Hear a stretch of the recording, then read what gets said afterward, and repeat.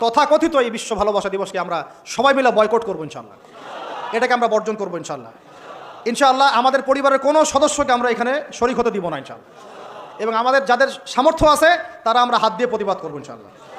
সামর্থ্য নাই মুখ দিয়ে কথা বলবো ইনশাআল্লাহ। সেই সামর্থ্যও নাই অন্তর থেকে ঘৃণা করবো ইনশাআল্লাহ।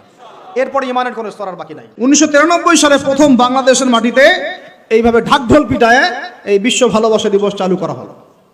বাংলাদেশে এই দিনে আবার আরো একটা দিবস একসাথে, ওটার নাম পহেলা ফাল্গুন। কি নাম বলেন? এই দুইটা মিলে এখন উদযাপন হবে কালকে থেকে। এই যে ইয়াং জেনারেশন কেউই জানে না, এগুলা ছুটতেছে, একটার পিছনে ছুটতেছে। আমাদের ইয়াংদের মূল প্রবলেম এটা, একটা সামনে কিছু দেখলে দৌড় দেওয়া শুরু করো। 1993 সালের আগ পর্যন্ত বাংলাদেশে এটা চালু হয় নাই। আপনার হিস্ট্রি ঘাটেন, পড়েন যে কবে থেকে এটা শুরু হলো। 1993 সালে ওই সময় একটা পত্রিকা ছিল, সম্ভবত তার নাম জয় জয় দিন, নাম শুনছেন? ওর একটা সম্পাদক ছিল, তার নাম হচ্ছে শফিক রহমান। কি রহমান? অনলাইনে ঘাটেন, দেখেন পাবেন। লন্ডনে থাকতো, ওখানে পড়াশোনা করছে, ওখানকার কৃষ্টি কালচার শিখে এসে 1993 সালে প্রথম বাংলাদেশের মাটিতে এইভাবে ঢাকঢোল পিটায় এই বিশ্ব ভালোবাসা দিবস চালু করা হলো, যার মধ্য দিয়ে এই কাজগুলো এখন হচ্ছে। কত সালে? 1993। এই যে ইয়াং জেনারেশন কেউই জানে না, এগুলা ছুটতেছে, একটার পিছনে ছুটতেছে। আমাদের ইয়াংদের মূল প্রবলেম এটা, একটা সামনে কিছু দেখলে দৌড় দেওয়া শুরু করো। আর দাঁড়াও রে ভাই, দেখো এটা কার, কোত্থেকে আসছে, এর সাথে আমাদের কোনো সম্পর্ক আছে কিনা, এটা আমাদের সংস্কৃতি কিনা, এটা করলে আল্লাহ আবার আমাকে ধরবে কিনা, রসুল আবার আমার উপর রাগ হবে কিনা কিয়ামতের মাঠে, আমার আমল নামে আবার গোনা জমাবে কিনা, এগুলো হিসাব আমি কেমন করে দিব, এই চিন্তা করতে হবে না? তুমি তো ভাই মুসলিম পরিবারের যুবক, মুসলিম পরিবারের যুবতী, তোমাদের দ্বারা তো এটা আশা করা যায় না। অন্যরা করুক, সেটা না হয় আলাদা বিষয়, আমরা ওগুলো দেখতেও চাই না কে কি করে। 1993-তে এটা বাংলাদেশে আসে, আবার বাংলাদেশে আবার ডাবল জাহেলিয়াত আসছে। কিরকম? যেটা আবার অন্য কান্ট্রিতে আসে নাই। বাংলাদেশে এই দিনে আবার আরো একটা দিবস একসাথে, ওটার নাম পহেলা ফাল্গুন। কি নাম বলেন? এই দুইটা মিলে এখন উদযাপন হবে কালকে থেকে। এই উদযাপন করতে আপনাদের সাগর পারে সব ভিড় জমায় ফেলছে, হোটেল সব বুকড, 3 গুণ 4 গুণ ভাড়া। মাশাআল্লাহ, আপনারাও তো যারা হোটেল মালিক আছেন এই সুযোগ লুফে নিচ্ছেন। হ্যাঁ, ব্যবসা বেশি হবে, তারপরে খাওয়া দাওয়ার হোটেলের প্রাইস বেশি হবে। শোনেন, একটা হারামকে কেন্দ্র করে যা কিছু অর্জন করবেন সব হারাম। একটা হারামকে কেন্দ্র করে যা কিছু অর্জন করবেন আপনি সবই হারাম। বরং এখন আপনার বলা উচিত ছিল, ইমানদার হলে, আমার হোটেল আজকে বন্ধ, আমি এই দিবস উপলক্ষে ভাড়া দিই না। সাগরের সামনে তারা এগুলো করতেছে, সাগরের এক একটা ঢেউ এটা সাক্ষী থাকতেছে। এই সাগরের এক একটা ঢেউ, যে ঢেউ আল্লাহর হুকুমে আসে, আল্লাহর হুকুমে চলে। আপনি ইমানদার মানুষ, আল্লাহর বান্দা, আল্লাহর মুমিন বান্দা, আপনার জন্য আল্লাহ সাগরের তলদেশে অসংখ্য নিয়ামত রিজিক দিয়ে দিয়েছেন, আমাদের জন্য দিয়েছেন, ওকে আমাদের অনুগত করে দিয়েছেন। দাঁড়ান আপনি তার সামনে, ও বিনয়ের সাথে আপনার পা ধুয়ে দিবে। সাগর বিনয়ের সাথে আপনার কি করবে? পা ধুয়ে দিবে। আর এই সাগরকে আল্লাহ যদি কোনোদিন বলেন এইখানে এরকম এই অশ্লীলতা হয়েছে, বেহায়াপনা হয়েছে, জেনা হয়েছে, ব্যভিচার হয়েছে, সমকামিতা হয়েছে, এই সাগর তুমি এই সমস্ত এলাকাবাসীকে ধ্বংস করে দাও, কি করবেন সেদিন? ঠেকাতে পারবেন? আমি কাউকে সন্তুষ্ট করার জন্য কথা বলছি না, আর কারো অসন্তুষ্টির পরও আমি করছি না। যেটা হক সেটা আমাকে বলতে হবে, কারণ যদি আমি না বলি ওই গজব আসলে আমি সদ্য ধ্বংস হয়ে যাব। আল্লাহ পাক চাইলে এক দিনের মধ্যে এমন সুনামি দিতে পারেন, পুরা কক্সবাজার কেন বাংলাদেশ পানির তলে চলে যেতে পারে। এই জায়গাকে বেছে নিছে এই জেনা দিবস পালন করার জন্য। চিন্তা করেন কার ক্যারেক্টার, কার আদর্শ এটা ফলো করতেছে। আল্লাহ পাক কোরআনে বলেছেন, লাকাদ কানা লাকুম ফি রাসূলিল্লাহি উসওয়াতুন হাসানাহ, তোমাদের মধ্যে আল্লাহর নবী মুহাম্মদ সাল্লাল্লাহু আলাইহি ওয়াসাল্লামের মধ্যেই আছে সর্বোত্তম আদর্শ। আর এই দিবস পালনের মধ্য দিয়ে আপনারা ওই সেন্ট ভ্যালেন্টাইন্স ওর আদর্শ ফলো করতেছেন। বলি নাউযুবিল্লাহ। হাদিসে নবীজি বলছেন, আল মারউ মা'a মান আহাব, যে যাকে ভালোবাসবে। অন্য হাদিসে আসছে যে কম যার সাদৃশ্য অনুসরণ করবে তার সাথেই তার হাসর হবে। তাহলে আপনারা তার সাথে হাসরের প্রিপারেশন নিতে থাকেন। আজকে থেকে বহু বছর আগে, আমার কথাটা একটু শুনেন, বহু বছর আগে একটা ধর্মযাজক ছিল খ্রিস্টান। আমাদের ইয়াং জেনারেশনের সমস্যা কি, তারা সামনে একটা কিছু দেখলে দৌড় দিয়ে ওখানে যাওয়ার চেষ্টা করে। ওরা বুঝে না কিন্তু আসলে এটা আসলো কোত্থেকে, কে চালু করলো, কোত্থেকে আসলো, কি অবস্থা। ওটা 270 সাল কি 90 সালের কথা, অনেক আগের কথা।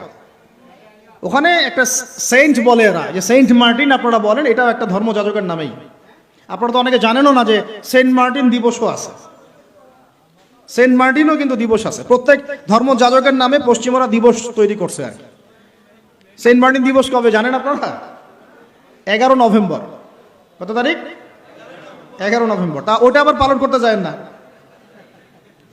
বললাম যে বলতে চাই না, এটা বলে ফেললাম।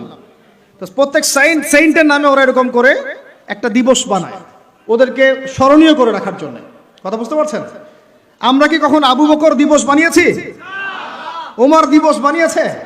ইসলামে বদর দিবস বলে কিছু আছে, উহুদ দিবস আছে, মক্কা বিজয়ের দিনও কি আমরা বিজয় দিবস পালন করি? ইসলামে আছে ঈদ উল ফিতর, ঈদ উল আজহা। কি আছে?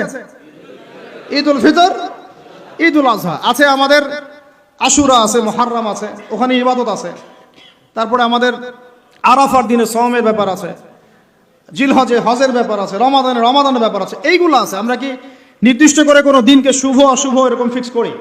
এই দিনটা শুভ, এই দিনটা অশুভ? নাউজুবিল্লাহ, এগুলো তো শিরক। এগুলো কি? ওই সাইন্টের নাম ছিল ভ্যালেন্টাইন। ও নিজে ছিল একজন চরিত্রহীন, ছোট ছোট মেয়েদেরকে ফুসলিয়ে ফাসলিয়ে বিছানায় নিত আর কি। তো ওই সময়ে যে রাষ্ট্রপ্রধান ছিল, ওর নাম সম্ভবত ক্ল্যাডিয়াস না কি জানি হবে, আমার মনে নাই, অনেকদিন আগের পর। মেবি দ্বিতীয় ক্ল্যাডিয়াস হতে পারে, নামটা ভুলও হতে পারে, দেখে নিয়েন চেক করে। তো এ আবার ছিল একটু সৎ। এ দেখছেন না এগুলো তো চলবে না, এরকম ধর্মের নাম দিয়ে আপনি মেয়েদের সাথে এরকম করবেন, কি বলে নষ্টামি করবেন, এগুলো চলবে না। ওকে ধরে জেলখানায় ঢুকাইছে। জেলখানায় ঢুকানোর পরে একজন কারারক্ষী আছে, ওই কারারক্ষীর মেয়ে আবার অন্ধ, আর এ সাইন্ট আবার চিকিৎসকও ছিল, সে আবার ট্রিটমেন্টও করত, চিকিৎসকও ছিল। তো সে চিকিৎসা করে করে ওই মেয়েটার চোখ কিছুটা ভালো করে দেয়। পরে ওই মেয়ের সাথেও আবার জেনায় লিপ্ত হয়। এরপরে একে ফাঁসি দেওয়া হয়। এরও প্রায় 200 বছর পরে, 400 মনে হয় 90 সাল কি 93 সালের দিকে এসে ওই পরের জেনারেশনের কোন এক রাজা, ওর নামও ভুলে গেছেন, এগুলো মনে রাখতেও চাই না, আসলে মনে রাখার বিষয়ও নয়। সে এসে ওই দিবসটাকে চালু করলো, যে সে একটা খুব বড় মস্ত প্রেমিক ছিল, মহাপুরুষ ছিল, মহাপ্রেমিক ছিল, তাকে স্মরণ করে রাখা উচিত, স্মরণীয় করে রাখা উচিত। ওই সময় থেকে যে 14 ফেব্রুয়ারি ভ্যালেন্টাইন্স ডে চালু হয়েছে। এরপরে ইউরোপের মধ্যে শোনেন, ইউরোপের মধ্যে কয়েকটা দেশ ছাড়া কেউই এটাকে গ্রহণ করে নাই। ইতালিতে এই ঘটনাটা ঘটছে, স্বয়ং ফ্রান্সও এটা অনেক সময় গ্রহণ করে নাই। ফ্রান্সে 1779 সালের দিকে, 1779 সালের দিকে ফ্রান্স সরকার এটাকে নিষিদ্ধ করছিল, ওরাই মানে নাই। অস্ট্রিয়া হাঙ্গেরি মানে নাই, জার্মানি মানে নাই। এরা বলছে এসব নষ্টামি আবার দিবস পালন করার কি আছে। ওরা কিন্তু মুসলিম ছিল না, অমুসলিম, তারাই মানে নাই। তারপরে মধ্যপ্রাচ্যের অনেক কান্ট্রি তো মানেই নাই, পাকিস্তানও মানে নাই, ইন্দোনেশিয়াও এটা হারাম ব্যান করছে, অনেক কান্ট্রি এটাকে ব্যান করে দিচ্ছে। শুধু 2টা কান্ট্রির কথা বলবো। কয়টা বলেন? 2টা কান্ট্রি। একটা নাম ব্রিটেন, ওই যে আপনারা লন্ডন যেতে চান যেখানে, আরেকটার নাম হচ্ছে আমেরিকা। শুধুমাত্র ব্রিটেনই প্রতি বছর প্রায় 100 কোটি পাউন্ড খরচ করে এই দিবসটাকে জিয়ে রাখার জন্য এবং সারা বিশ্বটাকে ছড়ায় দেওয়ার জন্য। আর কত শুনবেন, এগুলো বলতে থাকলে এগুলো নিয়েই রাত পার করা যায়। মূল কথাটা হচ্ছে এটা আসলো পশ্চিমা সভ্যতা থেকে, কিন্তু পশ্চিমা সভ্যতার অনেক বড় বড় রাষ্ট্র এটা গ্রহণ করে নাই, গ্রহণ করে নিয়েছে তোমরা যুবক ছেলেরা, যুবতী মেয়েরা গ্রহণ করলা, তোমরা যারা মুসলিম কান্ট্রির ছেলে মেয়েরা গ্রহণ করলা, তোমরা যারা আল্লাহ তোমাদেরকে মুসলিম পরিবারে জন্ম নেওয়ার তৌফিক দিয়েছিলেন। গ্রহণ করলো কারা? যারা উম্মতে মুহাম্মাদি বলে দাবি করে।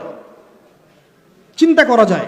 আর বাংলাদেশে সুবহানাল্লাহ, বাংলাদেশে এটা কিন্তু ছিল না। 1993 সালের আগ পর্যন্ত এটা ছিল না।